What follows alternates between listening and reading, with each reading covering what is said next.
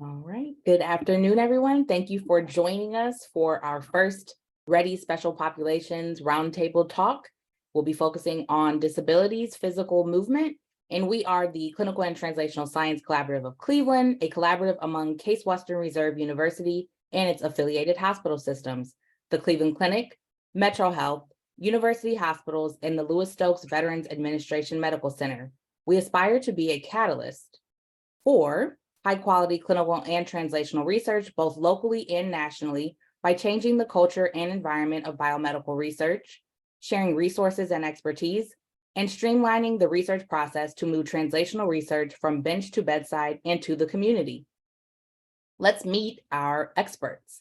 Cheryl Dudek is an experienced director of operations with a demonstrated history of working in the medical device industry and research. As a strong operations professional with an MBA, focused in business management and marketing from Case Western Reserve University's Weatherhead School of Management, she provides oversight of operations for a large, diverse biomedical research center, the Cleveland FES Center. Through implementation of industrial relations and technology transfer strategy, marketing and communications, and facilitation of a long-term strategic plan, Cheryl provides operational management of grants, regulatory, design control, quality assurance, human subjects protection, and fiscal oversight, and is responsible for the mentoring and professional growth of staff, including administration and engineering personnel. Dr. Kimberly Anderson Arisman is a professor in the Department of Physical Medicine and Rehabilitation in the Metro Health System and Case Western Reserve University School of Medicine. She is also the Associate Director of the Institute for Functional Restoration. She also has lived with a cervical spine cord injury for 34 years. Her research focuses on translational investigations and bridging the gap between basic science, clinical science, and the public community living with SCI. At Metro Health, Case Western Reserve University, she is continuing her leadership in clinical trials for SCI and further developing her independent research efforts addressing issues important to people living with SCI, with an emphasis on translational research to deploy treatments to the clinic. She is currently the director of the Northeast Ohio Regional Spinal Cord Injury Model System of Care. She was also a co-founder and the inaugural president of the North American Spinal Cord Injury Consortium. Ann Britton is a director of clinical trials and research for the Institute for Functional Restoration of Case Western Reserve University, bioscientific staff researcher in Metro Health Center for Rehabilitation Research, and investigator at the Cleveland FES Center. Ann received her Bachelor of Science in Occupational Therapy from Cleveland State University and her PhD in Sociology from Case Western Reserve University. Her current work focuses on restoring function after spinal cord injury and investigating the utility of human rights discourse to frame barriers and limitations experienced by people with disabilities and their support persons in attaining services and technology to improve quality of life. Cheryl? I will share your slides and then you can begin telling us a bit about the FES Center. Perfect. I will unmute because I'm talking to myself here, but I'm going to share my screen so you can see my slides. Oh, share. Sorry. Okay. Is everyone able to see my slides? Yes. Okay, great. So I just wanted to briefly present the Cleveland FES Center to make sure that everyone is aware of us in Cleveland. The FES Center is the Center for Functional Electrical Stimulation.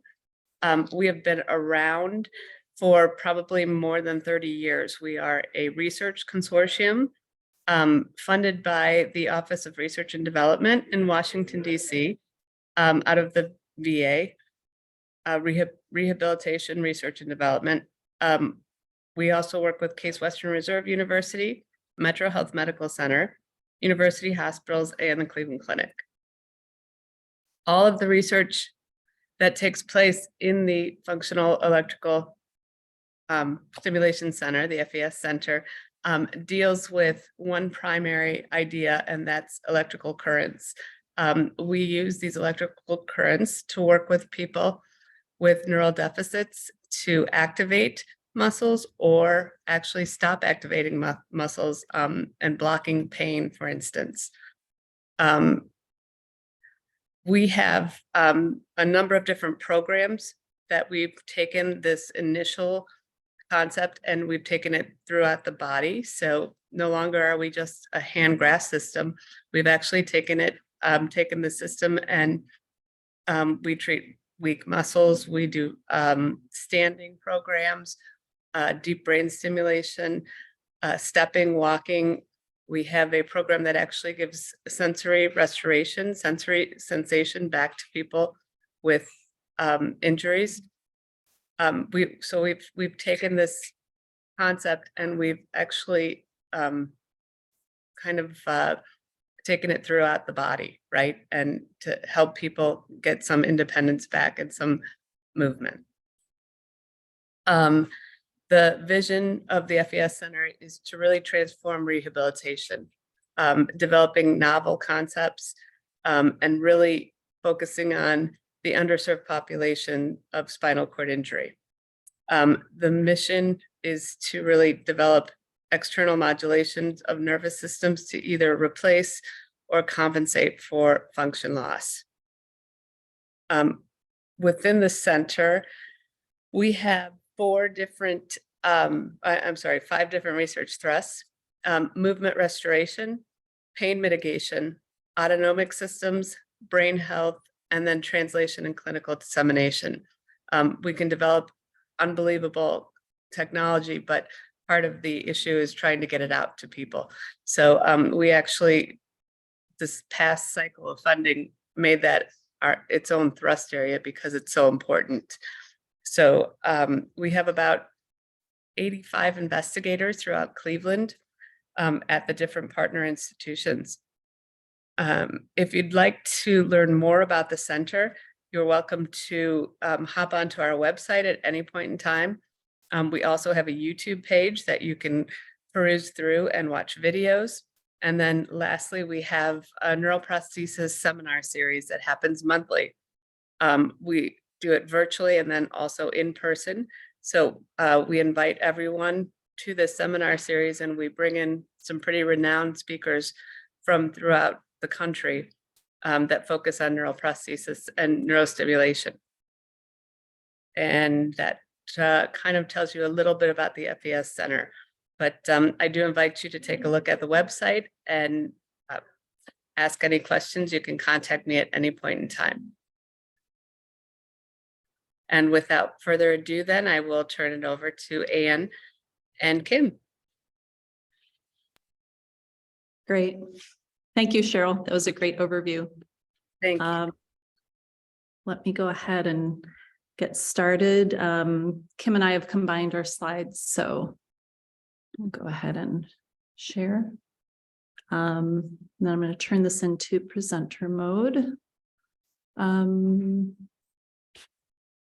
go back a few slides. Okay. So again, my name is Anne Bryden, and I wanted to thank Jaleese for the introduction. We're happy to be here talking with you about physical disabilities and how that impacts doing research. So I thought we would start just by having a quick overview about what is disability, because I think we all know, we think we know what disability is, but it's really a broad category and it encompasses many areas. As you know, the upcoming talks for this series do focus on different types of disabilities. So today we're focusing on physical disabilities, but the Americans with Disabilities Act defines disability as such. So disability is a physical or mental impairment that substantially limits one or more major life activity. So that is actually a legal definition. And we'll talk on the next slide a little bit more about disability and context. But I just wanted to remind everybody that in addition to physical types of disabilities that we can see, there are often psychological disabilities or other invisible disabilities that exist. Disabilities can be congenital, they're for a parent at birth, they can be developmental and develop through the course of childhood. They can happen traumatically or non-traumatically, even at any stage of life. A lot of disabilities are associated with aging. And it's also important to know that disabilities can be temporary. I mean, we've all probably experienced situations where we're not 100%, whether it's a broken limb or something that keeps us from, undertaking our life roles and our life activities. And disabilities can also be chronic or episodic. So some days are better than other days. So with that, I wanted to just have this schematic with some statistics from the CDC. And more than a quarter of adults in the United States have some sort of disability. And you can see that the mobility impairments are among the highest category, but physical disabilities, as we're discussing today, can also impact somebody's ability to live independently or ability to do certain self-care activities.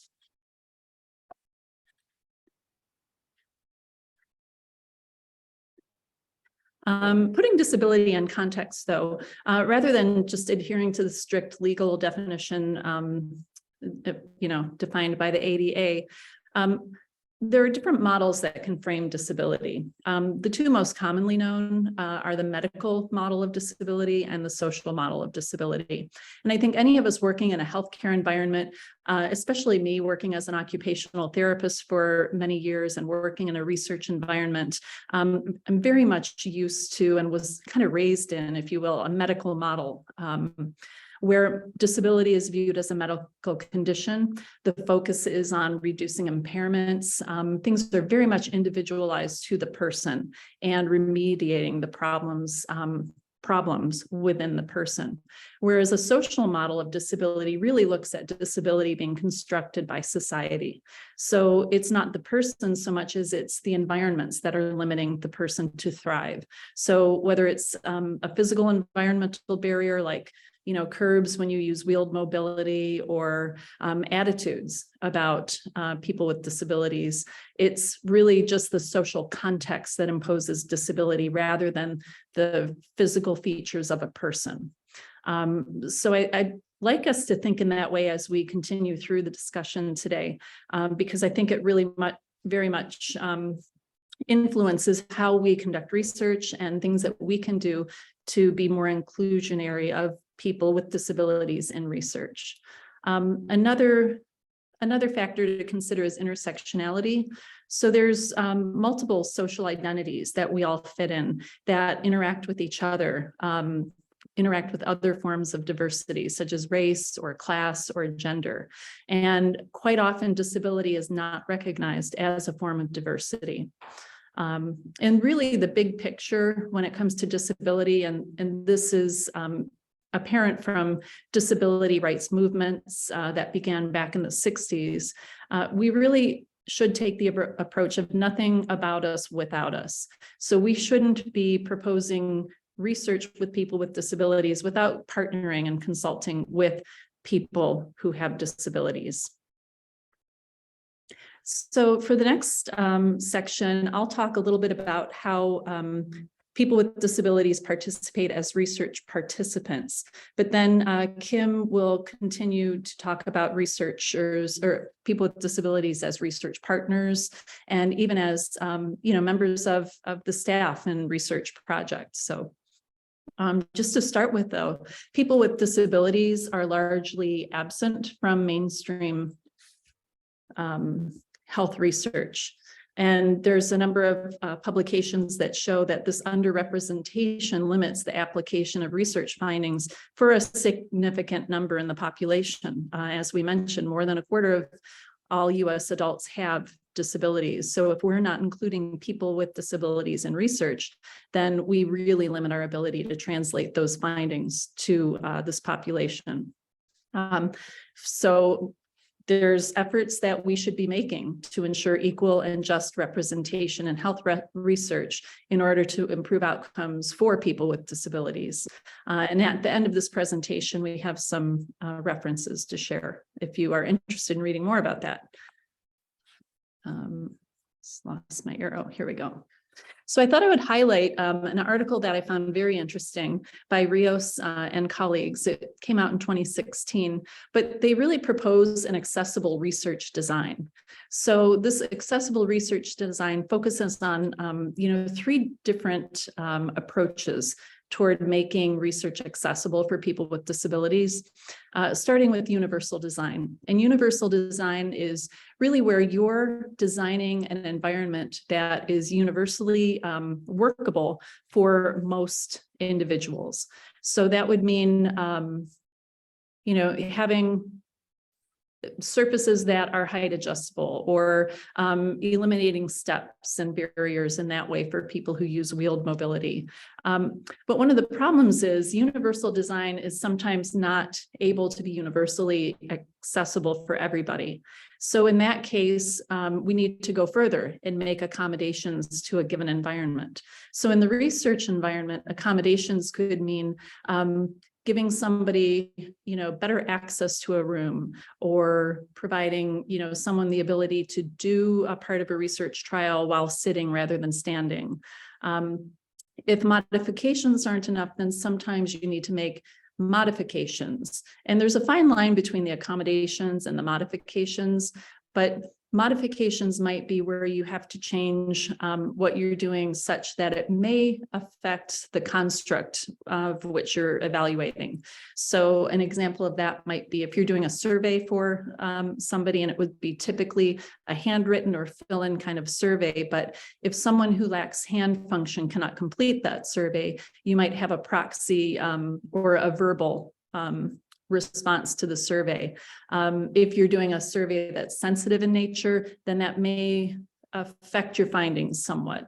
But these are just examples. On the next few slides, I'll talk about some specific things that we've done in our research at the Cleveland FES Center. But it's important to just know your population. So know the people that you will be working with in research. Now, for the research that Kim and I participate in or conduct, we are focusing on research to help people who have disabilities, who have spinal cord injury. But I think this is a much bigger opportunity for all of you who are doing other areas of research that are maybe focused on other body systems, maybe not specifically disability, to understand where you can, expand your criteria for inclusion. So here's just an example of a table from the Rios article that I mentioned, and I'm going to blow up a big part of this and focus on two areas: accessibility of a facility, because again, our focus today is on physical disabilities, but making sure that your buildings, rooms, and equipment meet ADA standards at a minimum. And you could provide things like height adjustable tables, wider doorways, those sorts of things if you are going to be working with people who are in wheelchairs.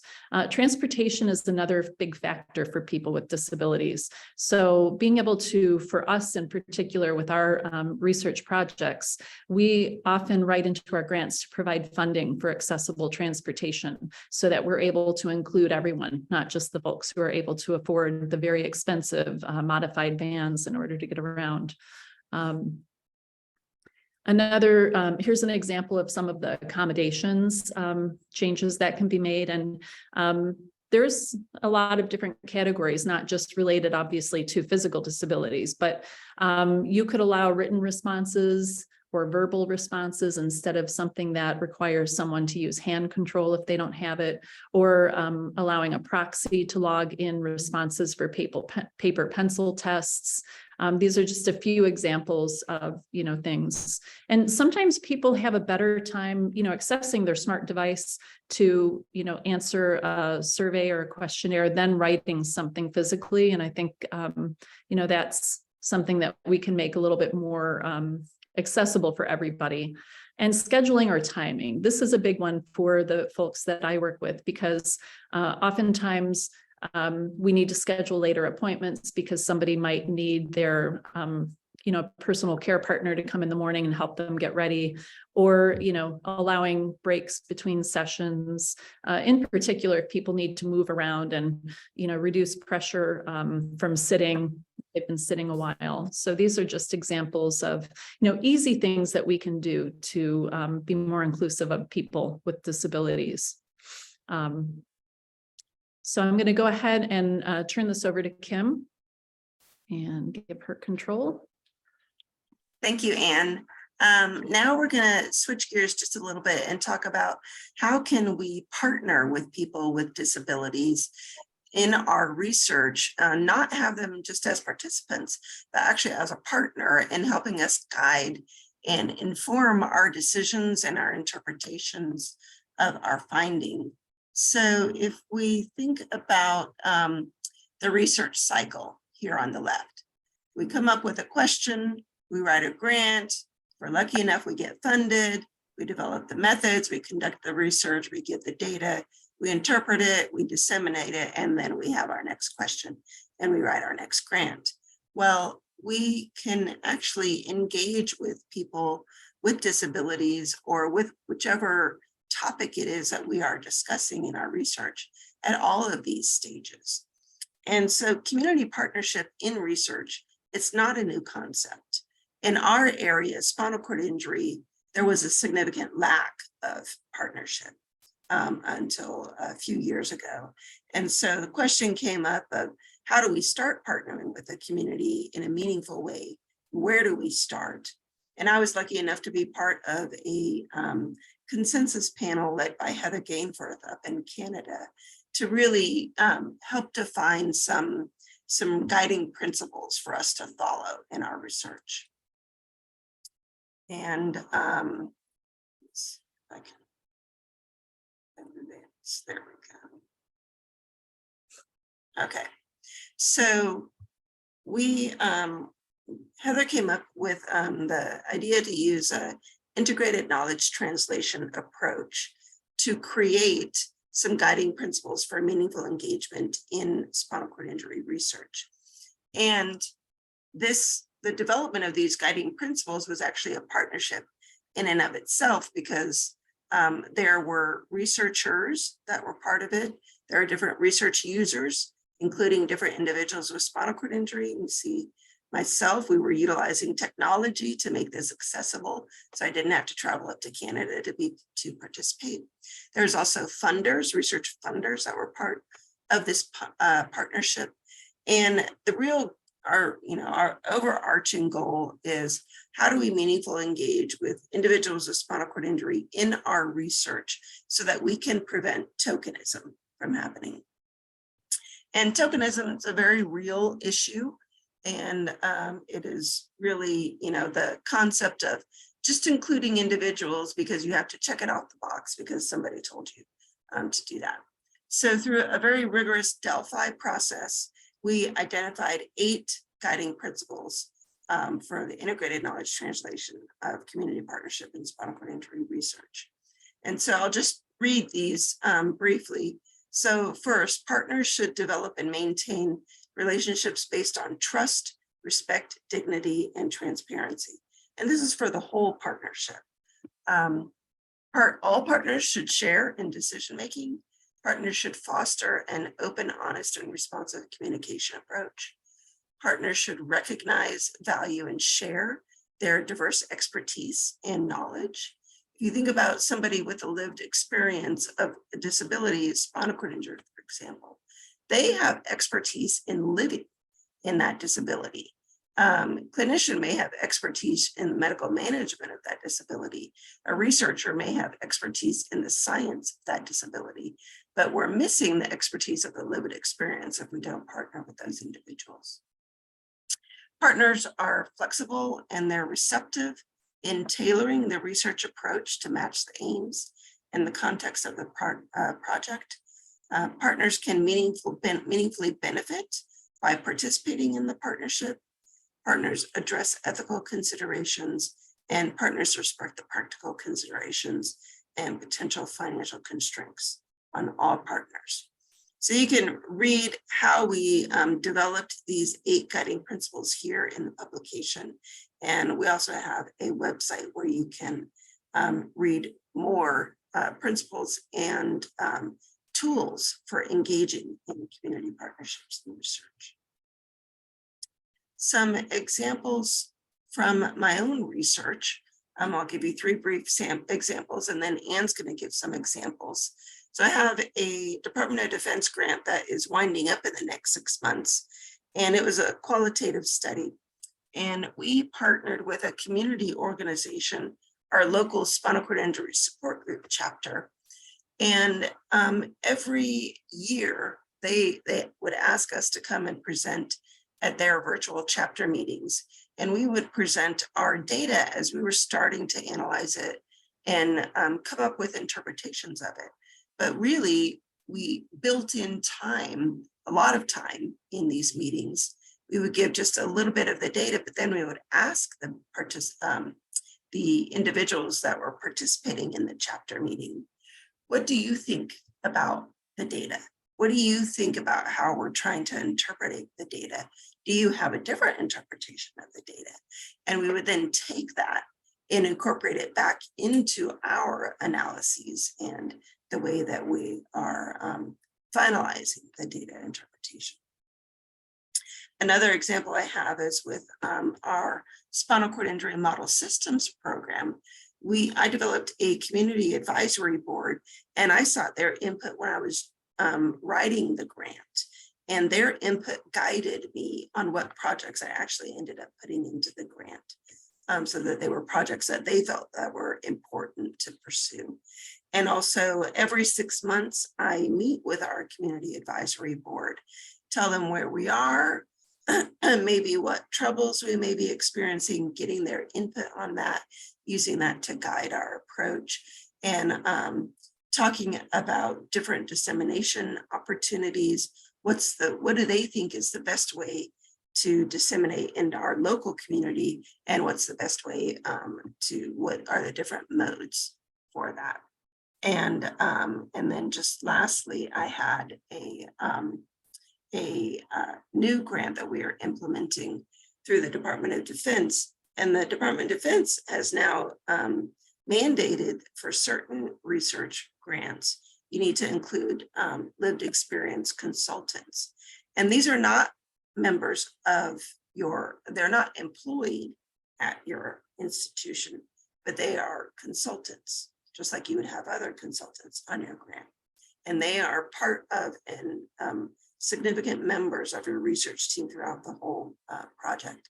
Now, we also have identified 6 different community organizations that we are partnering with on that grant as well, kind of similar to what I described with our other grant, where we will be able to get a much more diverse input on our interpretation of results as we get them.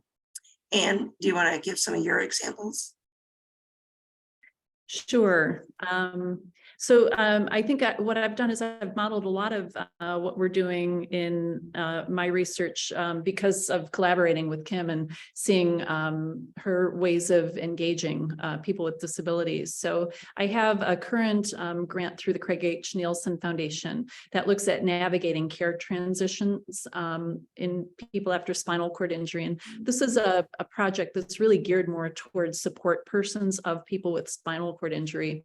And so we have definitely taken time to include our community-based organization, the local chapter of individuals with spinal cord injury, where we brought the concept of the grant, kind of gave an overview of the things that we're doing and the things we're trying to figure out to help care partners be able to navigate various resources. And we've been back to the group once to share some preliminary results, and we're still pretty deep in data analysis, but very similar to what Kim had said. We present some of the themes that are emerging from our data, problems that people have reported in the data, and then we get the feedback from the community about the interpretation of those things that are coming up, and potentially, asking if there's things that are missing, or, just any other feedback that people want to give about it. I also have on the team somebody with spinal cord injury lived experience. He's actually somebody who has some expertise in counseling, and somebody who had participated in other research, who ended up being, a great person to provide consultations. So we're really just getting started with his contributions as we're doing more and more data analysis. Another example is a project, again, through the Craig H. Nielsen Foundation, for funding an adaptive life technology lab.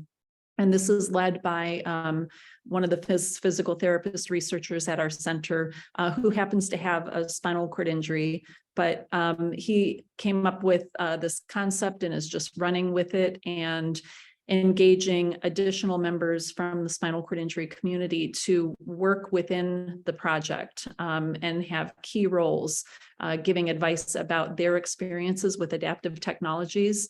And so that project's moving along nicely.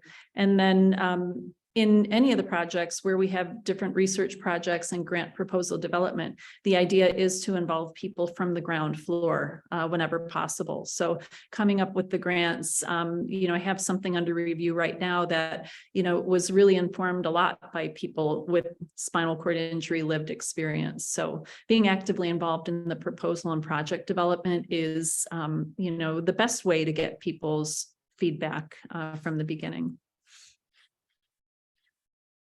Okay. And then we'll end with Anne and I both talking about personnel that we employ in our own programs with spinal cord injuries or disabilities. And Anne, you want to take this first step? Sure. So this goes back to an article that we reviewed as part of the CASE Faculty Recruitment and Retention Journal Club. So this was back in December 2022, where I collaborated with a colleague, Brian Gran, in sociology. He was sort of the one spearheading this effort, as well as Erin Lamb and Julia Nopes, who are in the Department of Bioethics. So we came together and offered this idea to review, a paper related to disability, again, because disability is often not seen as, an area of diversity. So the paper that we reviewed showed that there were indeed economic benefits to including people with disabilities in the workplace. So, your moral and legal obligations aside, sometimes it just comes down to convincing people that it's economically a good thing to do, which, is what it is. But what they found through many publications is that people with disabilities often showed lower absenteeism rates, lower employee turnover. There was a higher return on investment in training and developing people with disabilities. And overall, when you have people with disabilities in the workplace, you have a more positive work environment. Increased productivity, higher levels of innovation, and increases in business performance, market share, and shareholder value. So these are all in this paper by Aikner in 2021. And I think there's a lot of very good reasons. As Kim mentioned, people with lived experience with disability have experienced lots of situations where they need to be creative and problem solve. And those skills that develop simply by, living with the disability translate into being a more creative and problem solving oriented person in the workplace. And so as Anne mentioned at the very beginning of this presentation, about a quarter of the US population has a disability of some sort. In the scientific research workforce, people with disabilities only represent about 9% of that workforce. And actually of NIH funded principal investigators, less than 2% have self-identified as having a disability.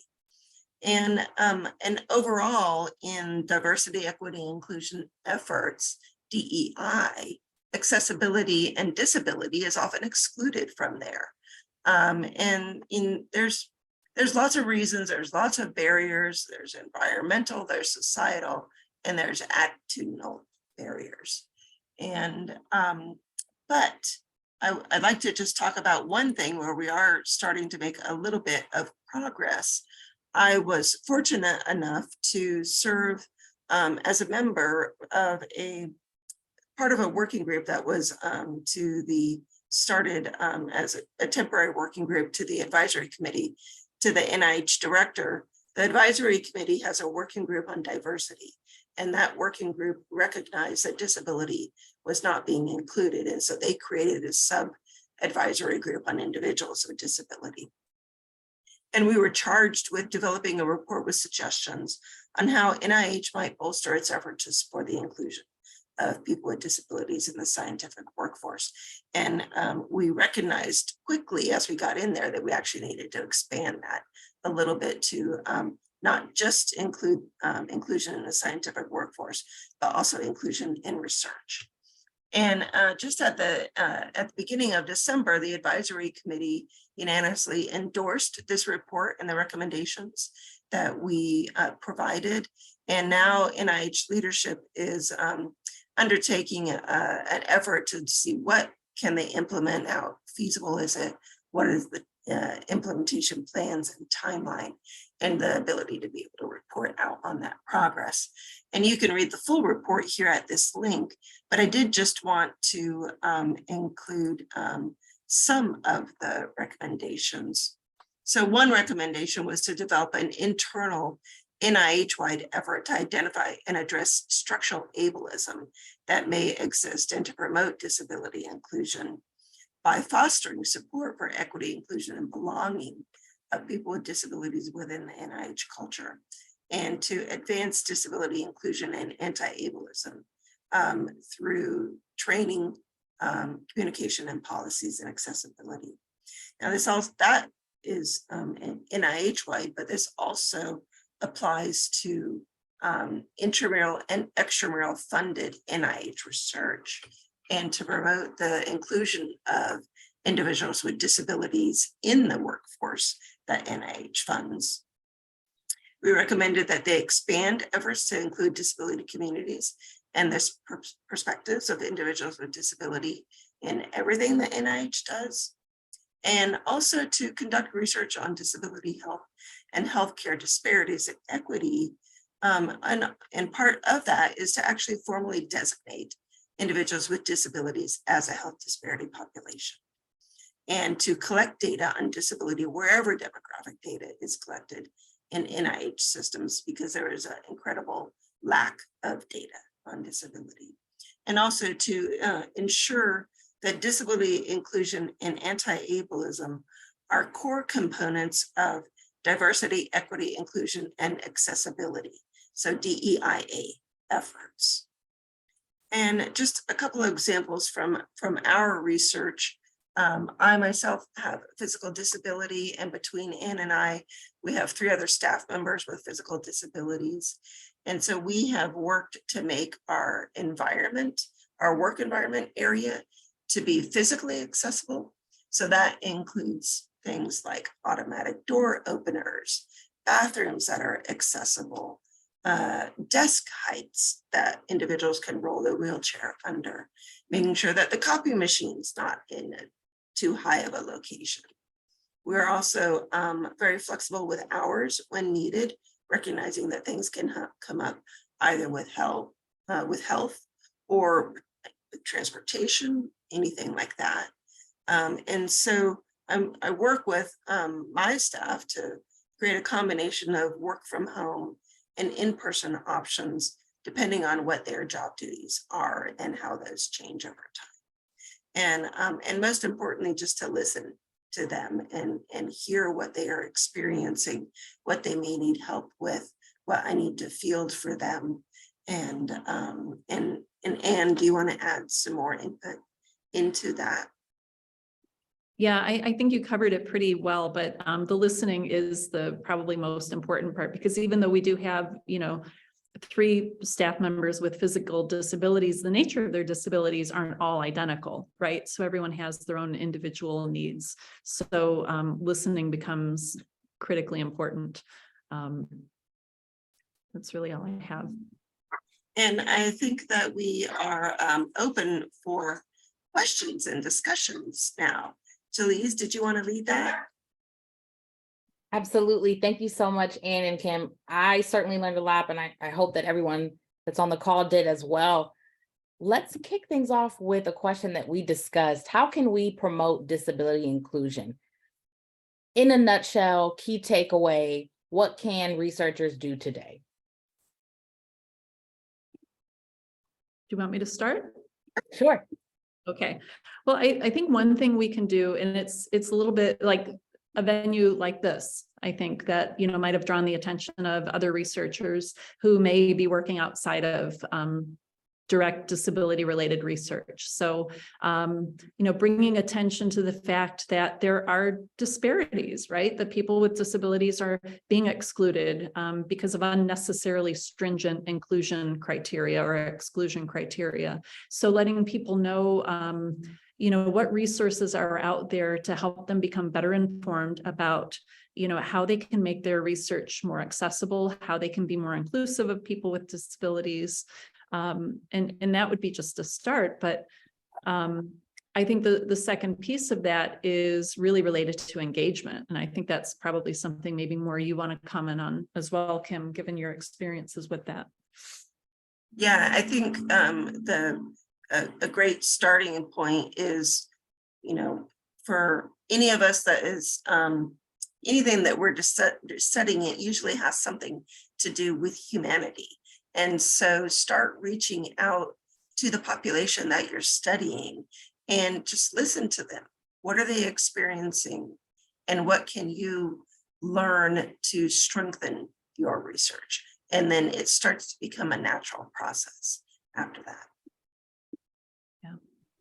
And I would think more broadly that the work that you did with the NIH group is amazing. And so I would just really emphasize for all of you to take a look at that report, because it's very inclusive and very educational and just really incredibly well done. So that would go a far way. Yeah. Thank you. What can we do to advance formal designation of disability as a health disparity? Yes, there's a lot of research already out there that indicates individuals with disabilities are experiencing health disparities. There is discussion under the Administration for Community Living and a couple other agencies to try to get this formal designation, but we do need, you can write the agencies, you can express your opinions, you can identify more research that indicates individuals with disabilities are experiencing health disparities, and send it to those agencies for more information. But if we can get NIH to actually support those discussions as well to get this formal designation, it can go a long ways to promoting more research on the disparities that individuals with disabilities are experiencing. Yeah, because wouldn't you agree that I think NIH being so large and such a large funder of research, that other funding agencies tend to follow NIH's lead with things, including foundations that are, focused on different aspects of disability or any kind of research, really. So can we talk a little bit about the fact that many people with disabilities are excluded from research studies and the inclusion criteria, and ways that researchers can be more intentional about not automatically excluding someone with a disability, especially if the study isn't about the disability? Yep, I think one of the issues is that there is a common misconception that if you have a disability, you're not healthy. Okay, so if you're doing research that is focused on, a drug for diabetes, for example, you may just inadvertently not even think to include someone who, has a spinal cord injury, or, quite often that's not on your radar. Now, while it's true that probably a lot of aspects of disability occur as a result of a health condition, it doesn't mean that the person with the disability is always engaging with the health system, right? Quite often, folks are just out there doing their thing, and they don't need to see anyone in a medical environment until, they get a sinus infection like anyone else. So I feel like education-wise, letting people know that there is a difference between disability and ill health, and that disability and good health can coincide, would be a start. Any other thoughts, Kim? I agree with that. Anne was being kind, thinking a misconception, but sometimes I think it's an unconscious bias in a large part of society that people with disabilities are sick. And that's not the case. Many people are out there living very, healthy lives, going on about their business, but they could really contribute to your understanding of how your research is working by including that broader population. And, so people with disabilities, they may have a different response to a drug. And so you wouldn't know that if you didn't have that broader inclusion in your study. Absolutely. Two, I think this also goes to where, the funding agencies could be, useful in adding that as a requirement for maybe proposals that you're submitting to do different aspects of research, because there are some peer-reviewed journal articles out there that do show where people with disabilities are discriminated from research and the reasons why they could be very good research participants. So using those publications that are out there, putting them to use by the funding agencies so that people who are going to be prospective researchers understand that this is something that not only they can do, but they should do. Right. And I see in the chat, it says that there's also this notion that people with disabilities are not intelligent enough. So assuming that's to participate in the study, and, like you said, Kim, it's that bias. Absolutely. Let's dive a little into structural ableism. And, maybe if we could define that and then kind of hear your thoughts on the current state and, of course, where we need to move, where we need to go to defeat that. Wow. Yeah. You ask easy questions, don't you, Jaleese? I do. Well, I'll give it a start and then I'll ask Kim to pitch in. But I think structural ableism just refers to that exact thing. It's built on unconscious bias. So, you're making environments that don't take into account differences in ability. So, everybody walks, everybody stands, those sorts of things. Now, of course, the ADA, we've gotten, a little bit better with things that are required as far as new construction, but we still see everywhere where there are environmental barriers that people who have, alternative modes of mobility struggle with. So I feel like, how do we erase that unconscious bias is by pointing these things out.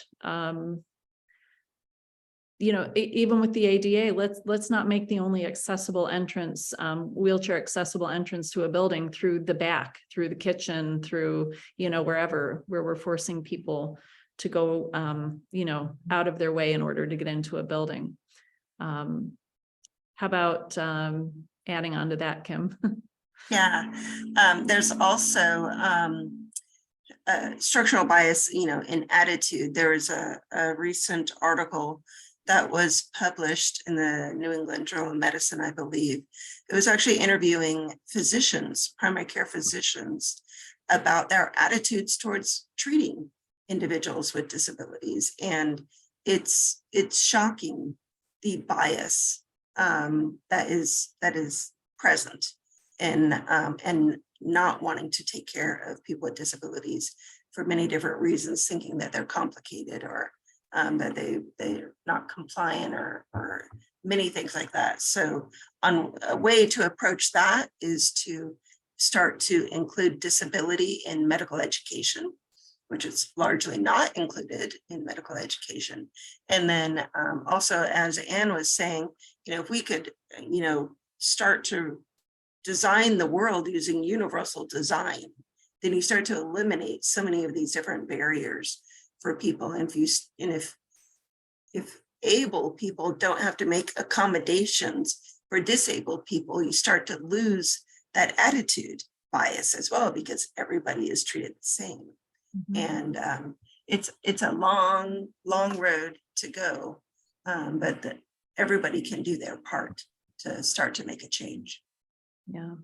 I think one of the problems too is that we don't see enough people with disabilities out in, roles that, many of us assume in society. So as Kim mentioned, there aren't enough, researchers with disabilities. And there was an op-ed piece written about a physician who was in a hospital setting in the cafeteria, so not even in the clinic, but just checking out. And, someone came up behind her and said, "Oh, I bet you're glad to be leaving the hospital. You look like you're doing really well." And she said, "Here I am sitting, with my stethoscope around my neck and a lab coat, and I happen to be in a wheelchair, but this person saw none of that." So, the fact is, even when we do have inclusion in our society, people just aren't seeing enough of it and, making assumptions that are based on ableism. So. Thank you for sharing that anecdote. That really drives the point home. Do not assume, be compassionately curious, respectful, and of course, inclusive. Do we have any questions from our attendees, either in the chat or if you'd like to take yourself off mute? We have Anne and Kim here, happy to answer your questions, hear your comments, thoughts.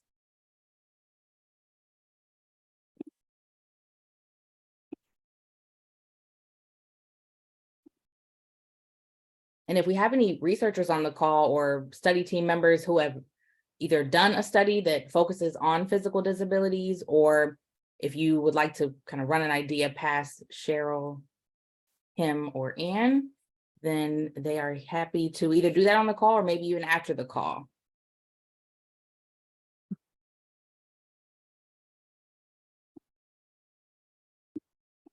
While you are thinking,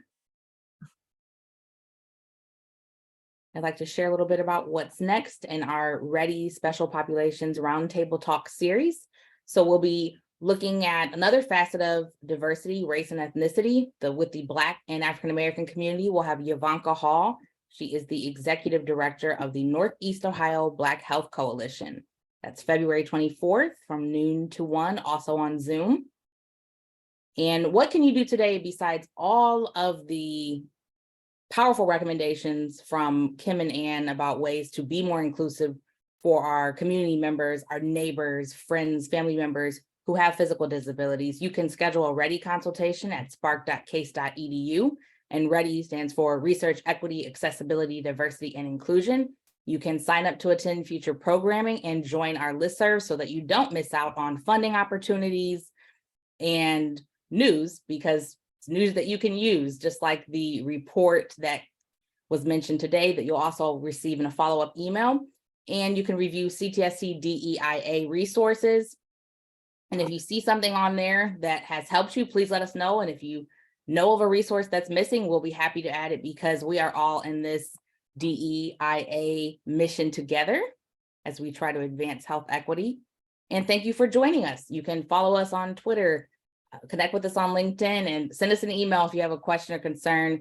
But most importantly, we really appreciate that you showed up today, and we literally mean showed up, and we can't wait to see more inclusion and impact in the research that you are either a part of or leading. So thank you so much for joining us. And thank you again to Cheryl, Kim, and Anne for your expertise. And we look forward to seeing you next month. Thank Have a you great very evening, much. everyone. Thank you for including us.